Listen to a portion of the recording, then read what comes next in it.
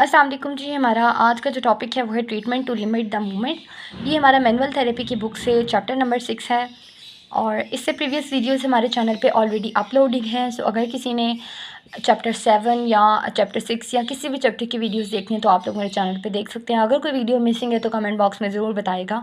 मैं कोशिश करके आप लोगों को वो भी video as soon as possible provide कर दूँगी। तो हम अपना टॉपिक स्टार्ट करते हैं। हमने क्या करना है, ट्रीटमेंट करना है कि अपनी मूवमेंट को लिमिट कर सकें। समटाइम्स क्या होता है, हमारी बॉडी में हाइपर मोबाइल कोई जॉइंट होता है और वो मिस डायग्नोज हम कर लेते हैं कि भाई ये तो हाइपर मोबाइल है, और हम फिर हाइपर मोबिलिटी के लिहाज से उसे मैनेज करना शुरू कर देते हैं। तो ये मिस मैनेजमेंट हो जाती है। जॉइंट तो था हाइपर मोबाइल, हमने उसे हाइपर मोबाइल यानी उसकी मोबिलिटी कम समझते हुए उसे उस तरह से ट्रीट करना शुरू कर दिया, तो ये मिस मैनेज कर दिया है। क्योंकि जो अनस्किल्ड होते हैं प्रैक्टिशनर्स, वो पैसिव मूवमेंट टेस्टिंग में इतने ज़्यादा स्किलफुल नहीं होते। उन्हें आइडिया नहीं होता कि आइदर ये वक्ती टेम्परेरी हाइपरमोबिलिटी की तरफ गया हुआ है या वैसे ही जॉइंट हाइपरमोबाइल है या हाइपरमोबाइल है। अब ये मिसडायग्नोसिस होता क्यों, आखिर ऐसा क्या होता है कि हाइपर मोबाइल हमें हाइपो की फीलिंग्स देना शुरू होता है। अब मैं यहाँ पे आप लोगों को बता दूँ, हाइपर मोबाइल का मतलब होता है ऐसा जॉइंट जिसकी मोबिलिटी इंक्रीज्ड है, जिसकी रेंज इंक्रीज्ड है, और हाइपर मोबाइल का मतलब है एक ऐसा जॉइंट जिसकी रेंज डिक्रीज्ड है। तो ऐसा क्या हो गया कि इंक्रीज रेंज वाला डिक्रीज वाली फीलिंग्स क्यों दे रहा है? इसकी रीज़न ये होती है कि समटाइम्स ऐसा होता है कि जो हाइपर मोबाइल वर्टिब्रा होता है वो कहीं स्टक हो जाता है, किसी अपनी अपोजिशन से हट के किसी जगह पे स्टक हो जाएगा, क्योंकि उसकी रेंज ज़्यादा थी। जब ज़्यादा रेंज में मूव करेगा तो उसके स्टक होने के चांसेस हैं। स्टक होने की वजह से हमें फीलिंग्स इस तरह से देगा कि जैसे ये हाइपोमोबाइल हो गया है। ये देखें, ये अगेन वही बात लिखी कि स्टक हो गया किसी पोजीशन पे।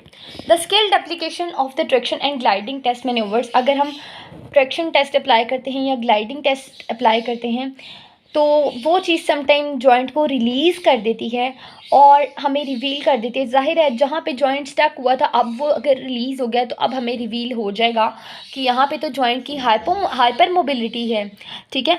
समटाइम्स क्या होता है, हम लोग क्या करते हैं, पोजिशनल फॉल्ट को करेक्ट करने के लिए हम ग्लाइडिंग या ट्रैक्शन करते हैं, उसी से हो जाता है। समटाइम्स हमें फिर ग्रेड 3 की स्ट्रेच ट्रैक्शन ग्लाइड मोबिलाइजेशन करनी होती है, या समटाइम्स हमें मैनिपुलेशन करनी होती है। जैसे ही हम मैनिपुलेशन करते हैं इमीडिएटली जॉइंट रिलीज़ हो जाता है और उसकी हाइपर मोबिलिटी जो है वो अब हमें अपेरेंट हो जाती है, हमें पता चल जाता है कि ये तो हाइपर मोबाइल है। अब अगर कोई थेरेपिस्ट जो है वो इतना स्किलफुल है कि वो एंड फील को अच्छे से असेस कर सकता है, तो वो एंड फील को फील करके वो बता सकता है कि ये जो हाइपर मोबिलिटी है क्या ये नॉर्मल है, एनाटमिकल वेरिएशन है, या ये किसी पैथोलॉजी की वजह से आई है। क्योंकि जो एनाटमिकल है, कहा जाता है कि हर पर्सन की बॉडी दूसरे से डिफरेंट है। कुछ की रेंज कुदरती तौर पे ज़्यादा होती है, बहुत ज़्यादा हाइपर मोबाइल होती है, कई लोगों की बॉडी फ्लेक्सिबल होती है, कुछ की बॉडी जो है वो थोड़ी सी स्टिफ होती है, ये बाय बर्थ होता है। तो अब अगर किसी की एनाटमिकली बॉडी हाइपर मोबाइल है तो हम उसको जितना मर्जी हाइपर मोबाइल करने के लिए ट्रीटमेंट करते रहेंगे तो बेनिफिट ही नहीं होगा। तो इसलिए हम ऐसे केस को ट्रीट ही नहीं करते अगर किसी की एनाटमिकली शुरू से ही ऐसा है। लेकिन अगर किसी की पैथोलॉजी की वजह से हाइपर मोबिलिटी बढ़ी हुई है तो फिर हम ट्रीटमेंट भी करेंगे और बेनिफिट भी होगा, क्योंकि हम ज़ाहिर है वहाँ पे कुछ स्टेबिलिटी प्रोवाइड करेंगे, कुछ ट्रीटमेंट प्लान ऐसे बनाएंगे कि इन सारी चीज़ों से बेनिफिट हो। The management of hypermobility limits or minimize the joint movement in the excessively mobile direction। अगर हम हाइपर मोबाइल जॉइंट को मैनेज करते हैं, अब अगर हमें कंफर्म हो गया है कि ये जॉइंट की जो हाइपर मोबिलिटी है ये किसी पैथोलॉजिकल कंडीशन की वजह से है, और हम उसे जो है एक्सेसिवली जिस डायरेक्शन में मोबाइल है हम उस चीज़ को मैनेज करना चाह रहे हैं, हम उसके लिए क्या कर सकते हैं, हम उसे 4 वेज़ में मैनेज कर सकते हैं। सबसे पहले तो हम उसके लिए कोई स्पेशलाइज्ड एक्सरसाइजेस करेंगे ताकि वो स्टेबल हो जाए, वो वहाँ पे स्ट्रेंथनिंग हो जाए। इसके अलावा हम ये कर सकते हैं कि हम मूवमेंट को इंक्रीज़ करेंगे जो एडजेसेंट जॉइंट्स हैं उनकी मूवमेंट को, क्योंकि समटाइम्स ऐसा होता है अगर एडजेसेंट जॉइंट्स की मूवमेंट को बढ़ा दो तो भी हाइपर मोबिलिटी जो है वो कंट्रोल हो जाती है। लाइक कोई साथ वाला जॉइंट था वो ज़्यादा स्टिफ था, अब अगर मैंने उसकी मूवमेंट को भी मेंटेन कर दिया तो जिस जॉइंट की हाइपर मोबिलिटी है वो ज़रा मेंटेन हो जाएगी। इसके अलावा हम टेपिंग या कोई ऑर्थोसिस वगैरह भी अप्लाई कर सकते हैं। Instruction in the body mechanism and ergonomics, हम जो है ना वो बॉडी के मैकेनिक्स और एर्गोनॉमिक्स वगैरह को भी चेक करेंगे। हाइपर मोबिलिटी ट्रीटमेंट जो है ये हमारे पास लॉन्ग टर्म होता है, इसमें हमें परसिस्टेंस और पेशेंस बहुत रिक्वायर्ड होते हैं, इतनी जल्दी ये चीज़ ठीक नहीं होती है। और अगेन वही बात, grade 3 stretch mobilisation hyper mobile joints के लिए कॉन्ट्रा इंडिकेटेड है।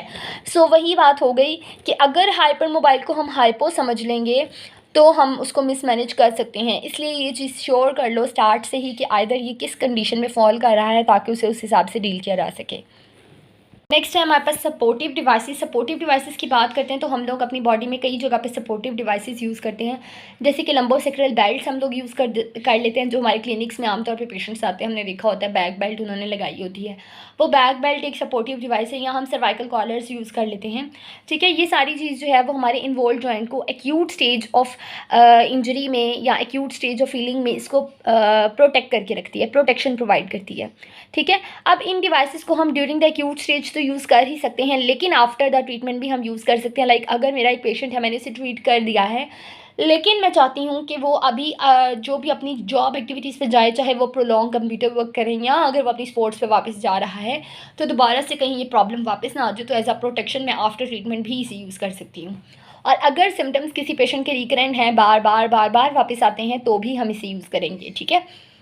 उसके अलावा क्या होता है कि हम ज़्यादातर जो लंबर बैक बेल्ट्स बनी होती हैं वो इलास्टिक मटेरियल की बनी होती हैं, क्योंकि आपको पता है अगर हम किसी भी चीज़ को इमोबिलाइज़ कर देंगे, रिजिड कर देंगे, तो वहाँ पे मसल वेस्टिंग या एट्रोफी होने के चांसेस होते हैं। तो लंबर बेल्ट्स जो हैं वो इलास्टिक बनाई जाती हैं ताकि वहाँ पे मसल वेस्टिंग को जो प्रोलॉन्ग इमोबिलाइजेशन की वजह से एक मसल वेस्टिंग स्टार्ट हो जानी थी वो ना हो और मसल जो हैं वो बिल्कुल अपना ठीक रहें। समटाइम्स हम लोग जब इस तरह की कोई सपोर्टिव डिवाइस पहनाते हैं पेशेंट को, साथ ही साथ हम उन्हें स्ट्रेंथनिंग एक्सरसाइजेज भी प्रोवाइड कर रहे होते हैं, ताकि जैसे ही मसल्स और बॉडी अपनी नॉर्मल एक रूटीन पे आए तो हम इन सारी चीज़ों को क्विट कर दें। इसके अलावा अगर पेशेंट की बहुत ज़्यादा सीरियस या क्रॉनिक इंजरी है, तो इस केस में हम क्या करते हैं, कुछ हार्ड जो है वो कॉलर्स यूज़ करते हैं या हार्ड बेल्ट्स यूज़ करते हैं या कोई रिजिड सपोर्ट यूज़ करते हैं, ठीक है। लेकिन अगर कुछ एक्यूट इंजरी है, इतनी ज़्यादा सिम्टम्स नहीं है जिस प्रोटेक्शन के लिए करना है, तो हम इलास्टिक मटेरियल वाली चीज़ें यूज़ करते हैं।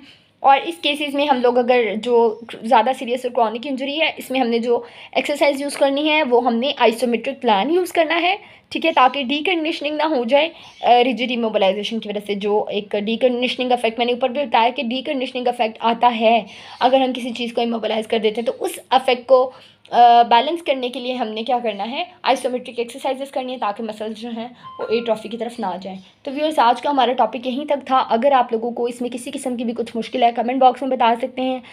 और मुझे इंस्टाग्राम पे फॉलो करें, मेरे चैनल को सपोर्ट करते रहें, सब्सक्राइब करें, अपने फ्रेंड्स के साथ शेयर करें और ज़्यादा से ज़्यादा इस नॉलेज को शेयर करें। ओके जी, अल्लाह हाफिज़, दुआओं में याद रखिएगा।